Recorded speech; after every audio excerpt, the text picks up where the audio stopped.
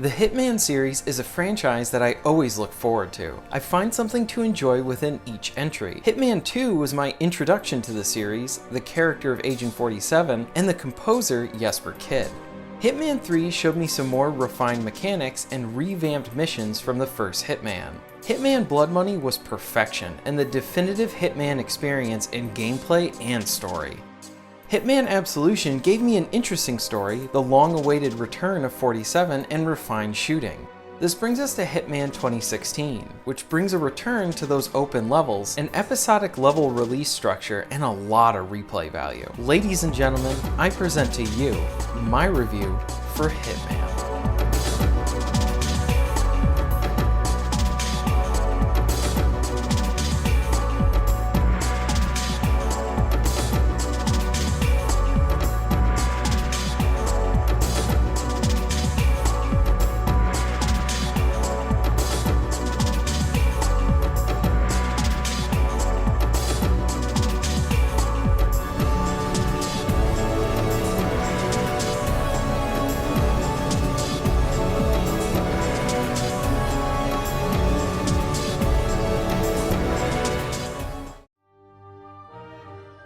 Hitman feels like an assassin's playground. It gives you several locations to explore and visit. Hitman boils down to dropping you into a location and then you using what you brought in and whatever you can find within the environment to take out your targets. Many developers and publishers like to throw out the buzzword sandbox as a means to show how open and varied their game is. While many games do have variety, I don't think they really are a sandbox. I feel this word is used a lot because it has a positive meaning within the games industry.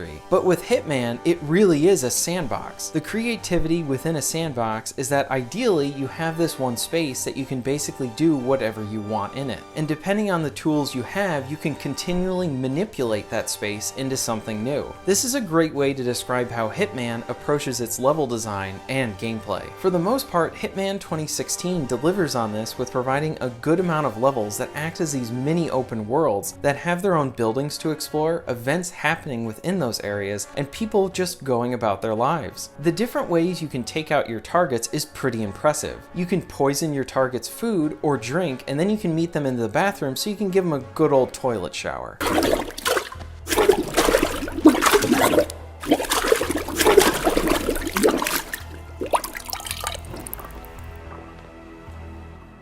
Good work, 47.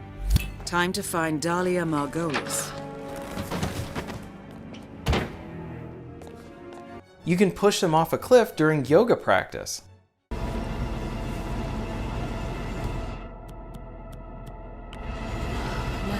this is a view to die for. That was just what I needed. Target down. Now it's time for... Or you can launch them from an ejector seat. Step 1. Strap yourself in.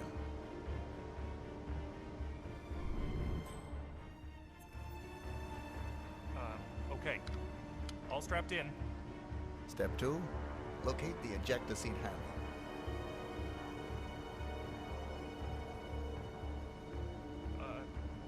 Just a moment.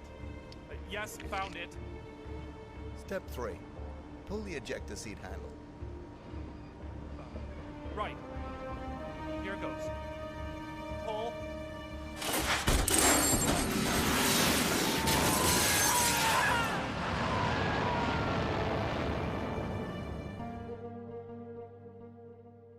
These fun kills are a joy to find and execute. This helps feed into the replay and progression for the game. The game will provide you with different opportunities in the environment that you can take advantage of. You can turn off these if you want to have an assistance-free experience. I like that you can turn these assistance modifiers off, as many Hitman fans enjoyed the approach of the older games where you were dropped into a level, they said go take out your target, and it was your job to really learn the environment, learn your target's schedule and patterns, and find the best moment to attack them, and then leave before anyone knew you were there. On the other hand, I do like that these assistance features are in the game, as the Hitman series is a series that does have a learning curve to it, so having those assistance features as an option does create more of a welcoming experience for new players that just want to start getting into Hitman. I find that Hitman 2016 mostly exceeds at making both parties feel happy about this. Killing your targets and killing them in creative ways, along with finding opportunities, will net you rewards that feed into your progression. Rewards will give you items and weapons to use in different stages, along with new locations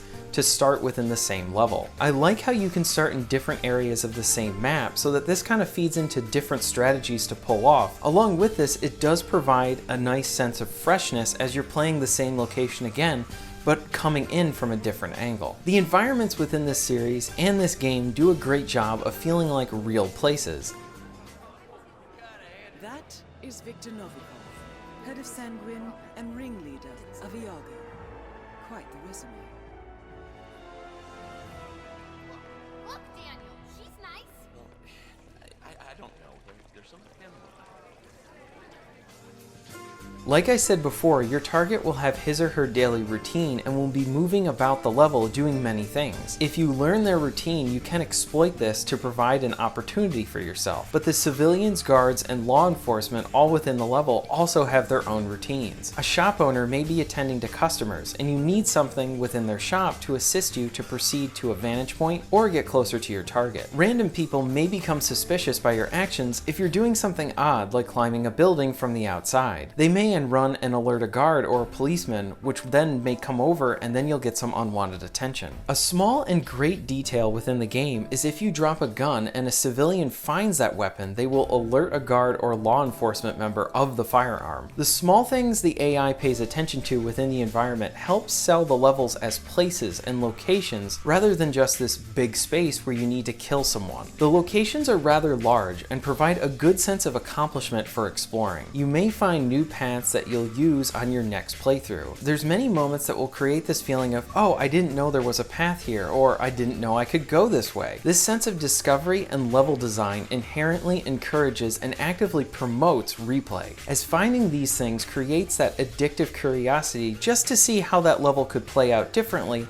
had you done a different route. This also relates into the many disguises you can wear. The game lets you take the clothes off of pretty much anyone within the game, and I do like that everyone has the same size clothes because they always fit perfectly on 47. The disguises can help you get closer to your target, or get past a checkpoint that a regular citizen wouldn't be able to get through. Some people can spot you through your disguises as they are familiar with every man on their team. This helps to not break the game by letting you use a single disguise and then let you run wildly throughout every piece of the level. These do help to create some very satisfying spy-like movie moments where you're trying to get around a guy who can spot you through your disguise, and you're trying to make sure that they can't see you as you're moving throughout the environment. It is very satisfying to move throughout the environment in a disguise, as it just makes you feel like James Bond going undercover. Like I said before, there are many ways to play Hitman, and there isn't really a wrong way to play the game. Is it true the boss, Mister?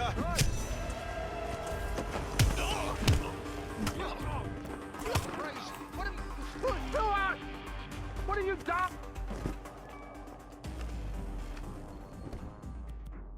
You know, even with the added security, this is the most relaxing. Oh!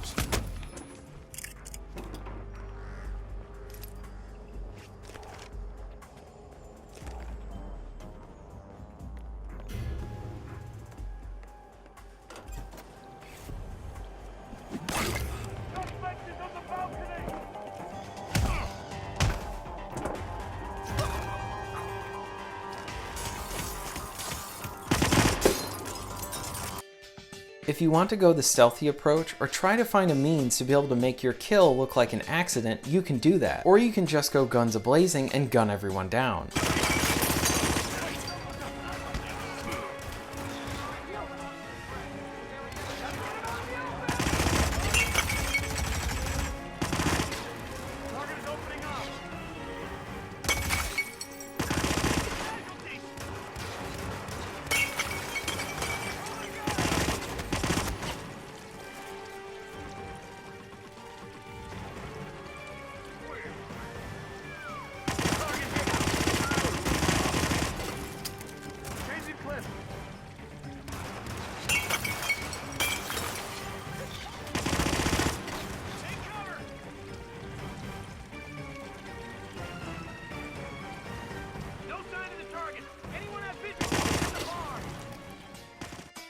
The shooting is good in the game, and I like how the enemies react when you shoot them. If you hit an enemy while they're running, they most likely will fall over from the impact of being in motion and then being struck by a bullet. Hitman as a series, and it's true here as well, provides gunning your way through levels as one of the many possible choices. Hitman actively encourages you to try out a level differently or approach a situation from a different angle. Gunning everyone down is familiar to most players because that's usually what we do in many video games. Go behind cover and then shoot the bad guys. Hitman wants you to think about possibility and execution. Since Hitman provides options to its levels, and through finding new opportunities you'll gain unlockables that will provide you with even more opportunities. The openness allows me to have some fun within this space and infusing a little bit of that childlike imagination into it. A good example of this is when I unlock the ninja outfit.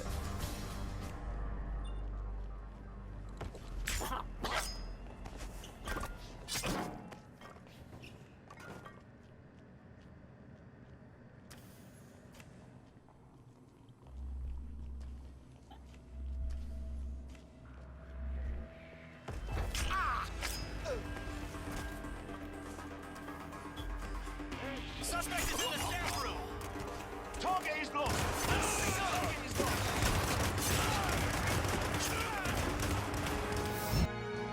You start out on a hill and you're armed with your normal weapons and a sword. You have the normal levels enemies to be able to execute, but I wanted to add some more layers to this. For this mission, I wasn't Agent 47. I was a ninja seeking revenge. I proceeded to sneak around the map, taking out as many people as I could as stealthy as possible. Creating these playful experiences do really add to the game. Since Agent 47 can disguise himself as almost anyone on the map, you can really come up with your own little stories based all on your imagination. I'm sure I'm not alone in doing this, and I'd love to hear about other people's situations that they've come up with while playing Hitman. Hitman's mostly mandatory internet connection is an area of the game that I do find at odds with everything else, especially how you unlock items. The game allows you to play the game while offline or online. You can only earn challenges while playing the game online, but you can take what you have earned online and use that offline, but you can't earn anything offline. This is an odd choice as this is a single player only game, and I dislike mandatory online connections, but I can understand the use of them with, say, MMOs or other games like The Division and Destiny. This is one area that I hope gets patched out, as the online and offline issues affects the save systems, as the servers can have issues themselves and you won't be able to load your saves if you are connected to the internet and now you're playing offline.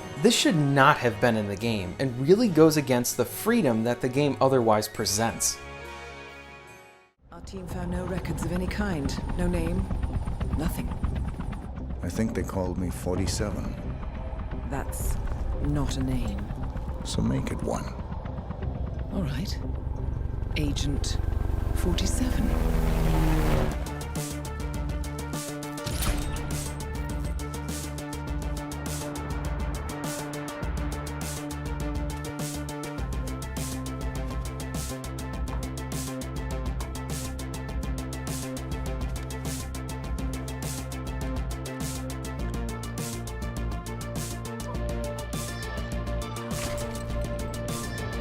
Lastly, I wanted to touch on the story. So the story starts at the very beginning of the Hitman timeline and then picks up following the events of Absolution. The story is interesting and doesn't start to come together until around episode 4 and 5. The story is set up like a season of TV with different episodes, and there are many questions that are left unanswered. But season 1 does have a fun spy conspiracy-like story that does a good job of creating some fun mystery and helps to tie the levels together. This game was initially released piecemeal with an episode coming out every few months.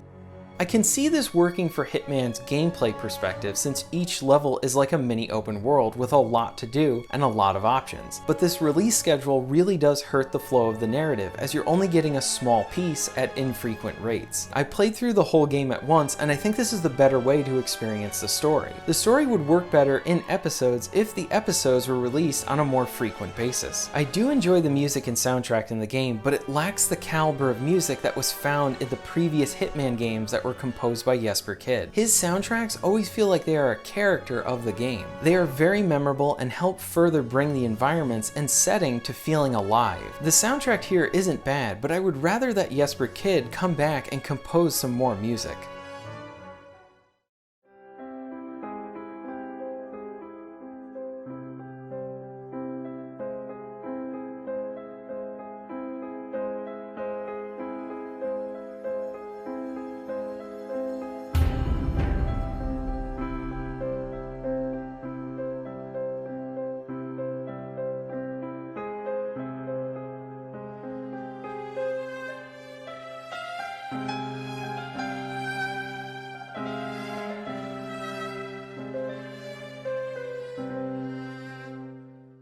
Hitman always has been one of those series that I loved and grew up with. I really love that the same voice actor for Agent 47 has continued to do voice work for each game. His voice is iconic and completely fits the character that if anyone else did him, it wouldn't feel right. I have high hopes for Season 2. Though I do like the potential of continually building on this model, I do like that Hitman 2 is releasing as a full game rather than as an episodic one. I would love if they remade some older levels from Hitman 1 through 4 and release them as free content updates to their new game. Hitman 2016 is a great experience with some odd choices in relation to its internet connection, but if you want to brush up on your Hitman before the sequel this fall, then this is most definitely worth your time.